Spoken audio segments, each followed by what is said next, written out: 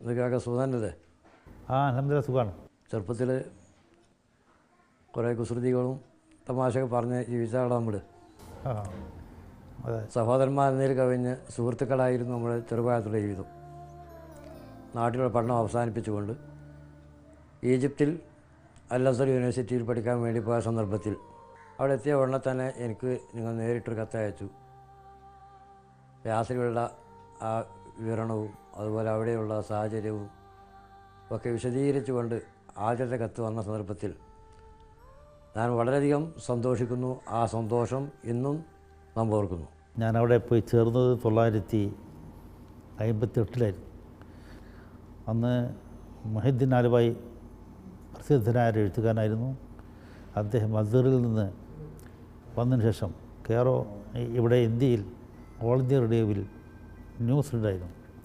അപ്പോൾ അദ്ദേഹമായി എഴുത്തുകുത്ത് നടത്തിക്കൊണ്ട് കെയറോയിലൊക്കെ പോകുന്നതിനെപ്പറ്റി ഞാൻ അന്വേഷിക്കാറുണ്ട്.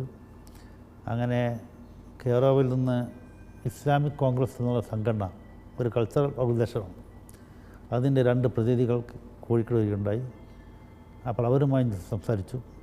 അപ്പോൾ അവർ എഴുത്ത് തന്നു. ആ എഴുത്തുമായി ഞാൻ കെയറോയിലേക്ക് പോയി.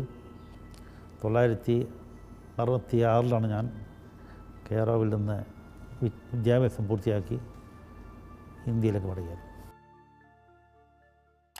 വാപ്പയൊക്കെയുള്ള കാലത്ത് എങ്ങോട്ടെങ്കിലും പോകാനോ മറ്റോ ആണെങ്കിൽ വാപ്പാനോട് നേരിട്ട് പറയാൻ നിങ്ങൾക്ക് മടിയായിരിക്കും. അപ്പോൾ ഞാനൊന്ന് ചെറുതാണ്. അപ്പോൾ അദ്ദേഹം പൈസയൊക്കെ ഒന്നുമാണെങ്കിൽ എന്നെക്കൊണ്ട് വല്ല ചോദിപ്പിക്കലാണെന്ന്. അപ്പോൾ അങ്ങനത്തെ സ്ഥിതിയായിരുന്നു. അപ്പോൾ അത് കുറേ പ്രോഗ്രാം ഉണ്ടാവും, പരിപാടി. അപ്പോൾ ചില പരിപാടിക്ക് വാപ്പാക്ക് പോകാൻ കഴിയാത്തപ്പോൾ അമ്മ അതിനോട് പറയും, അല്ല അഹമ്മദ് നിങ്ങൾ കോയാനോട് പോകാൻ പറഞ്ഞേക്കെന്ന് പറയും അല്ലേ. അപ്പോൾ നിങ്ങൾക്കൊന്നും വലിയ മടിയായിരിക്കും പരിപാടിക്ക് പോകാന്നുള്ളത്.